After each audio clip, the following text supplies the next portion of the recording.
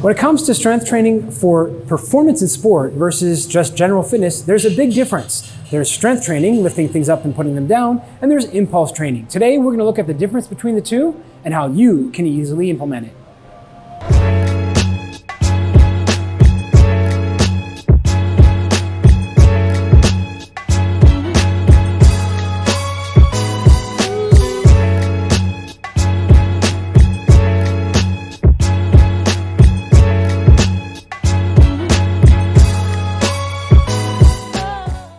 When it comes to strength training, a lot of us tend to think the only way to progress is to get heavier, lift heavier things, fewer repetitions, and progress that way. In fact, it's all the rage nowadays when it comes to endurance athletes and lifting things. Lift heavy stuff! Well, we're going to look at how to actually get performance.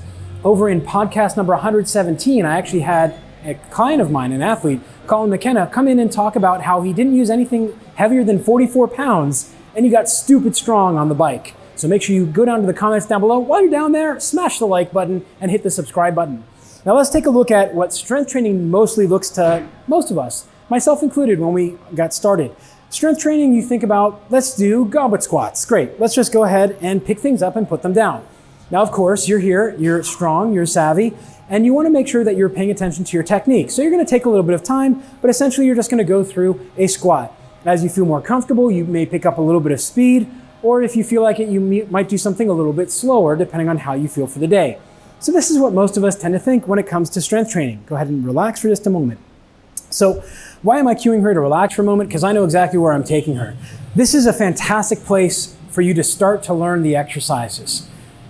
Let's make that very clear. There is absolutely nothing wrong with this. As cyclists and triathletes, we really need to learn the basics before we get into performance. Now, once you've learned the basic technique of a goblet squat, what we can do is look at adding an impulse. The way I like to do this in the training, and a lot of other leading trainers like to do, is through tempo.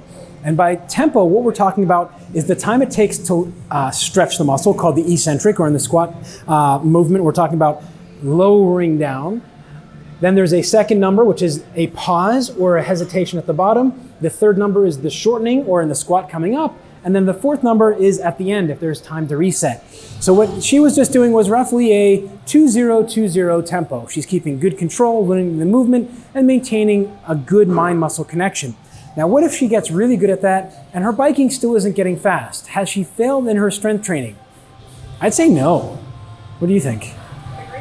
Yeah. Because you have to learn the movements first, right? I mean, you've got to get better before you can actually start adding speed. And if you guys haven't learned that yet, or you'd like to learn more, hit the subscribe button down below. Now, the great thing about working with Jordana is she is an athlete through and through, in that she's always looking to learn and improve. So we've gone through the slow squats together. We've gone through the slow deadlifts, I think we did, with the kettlebell. Well, you guys subscribe, you get it down below. But we've got a bunch of stuff, the bird dog, the can crush. What else did we do? Rack pulls. Rack pulls. That was a good one. You guys haven't seen it yet. Don't worry, that's coming. And we also have a number of other pushing variations that we've worked on as well. So she's taken the time to go through and learn how to master these movements. So if you're not to the impulse or the tempo yet, that's totally cool. If you skip to it, you're just going to miss a whole lot of gains and possibly detract from your performance instead of gaining. Now let's say your form looks as good as hers. How are we going to add impulse? Pretty simple. The first one we're going to do is a 3-1-3-1. Now you may be thinking, this is a little bit slow. Why would we go slower?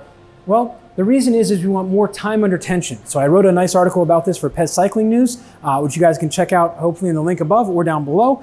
The way it's going to work is 3 seconds down, 1 second pause, maintaining tension in through the glutes, and then 3 seconds to come up.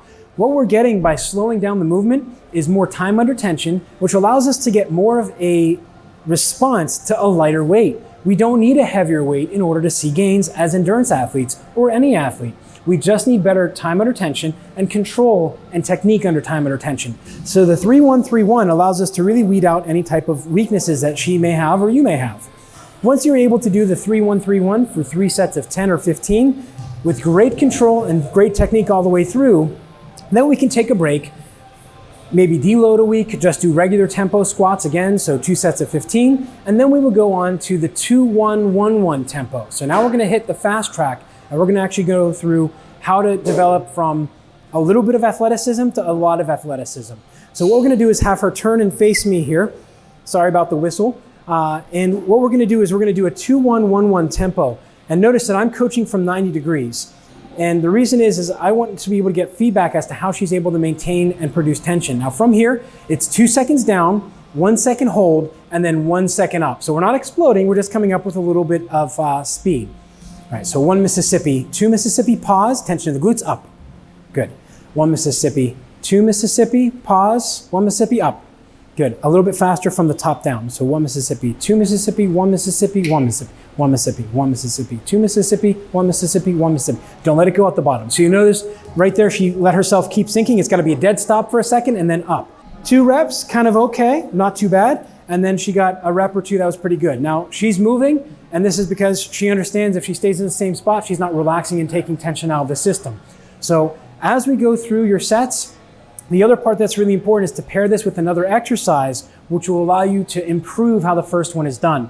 Now that's a really deep topic. My strength training for cycling success and strength training for triathlon success courses over on Training Peaks University go through this, as does the strength training for cyclist certification, which you can click up above and sign up for the insiders list. It only opens twice a year. Now the next step is we're gonna go 2-1-X1. So this is where we're actually building athleticism. Now notice, even if we weren't doing this in an 8-minute video, we were doing this over 8 to 10 weeks, we would still keep the same weight. We haven't changed a kettlebell, a dumbbell, or a single ounce on this. This is where you can buy 2 kettlebells and have 2 or 3 years of solid training and see great on-bike results from this. Now we're gonna go 2-1-X1. Go ahead and face me. And I've switched positions with her. I'm now at the front because I wanna see what her knees are doing. So as we're going through, I'm just looking for different cues from her. The 2-1-X1 is we're gonna go down, 2 seconds, pause, dead stop for 1 second, and then explode up. So we wanna make sure that she's getting the glutes to do the work, not throwing her head forward or rocking forward or using the weight to come up. We wanna see everything come right from the glutes, and we wanna see a little bit of a snap at the top. Let's go for a set of 5. So notice she's gonna set up exactly the same every single repetition. So we'll go 2 seconds down, 1 Mississippi, 2 Mississippi, pause, dead stop, push. So a little bit longer at the bottom. It needs to be a dead stop. Don't keep moving. 1 Mississippi, 2 Mississippi, dead stop, pause, glutes, up, boom, good, again. So now that little correction has made this exercise a lot harder. Push. Now you guys can't see the look on her face, but between that first and second repetition, boom, big difference. Let's go one more. So you'll notice her speed is already dying down just a little bit. Boom, and relax. As I say that, of course, the next one's a good one. That's her being an athlete. A challenge accepted. As you go through this, we've used 8 kilos, and let's say this is over the course of 12 weeks. We've now made her more of a controlled athlete. She has great technique and movement in through her spine. She's able to get movement and tension in through the system while maintaining glute and midsection bracing.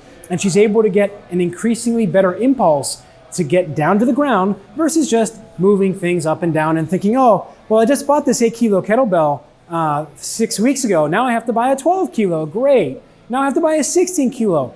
We can use the same weight. And in fact, that's one of the secrets to success as an endurance athlete is using what you have and learning how to become an athlete, not just heavier in the weight room. Now, just to recap, we went through regular goblet squats, just going through the technique. That may take some of you 8, 12 weeks, and that's totally fine. The most important thing, stay at whatever stage you are for the amount of time that you need. So regular goblet squats, learn the technique. Great, get really good at those. Our next step is 3-1-3-1 tempo.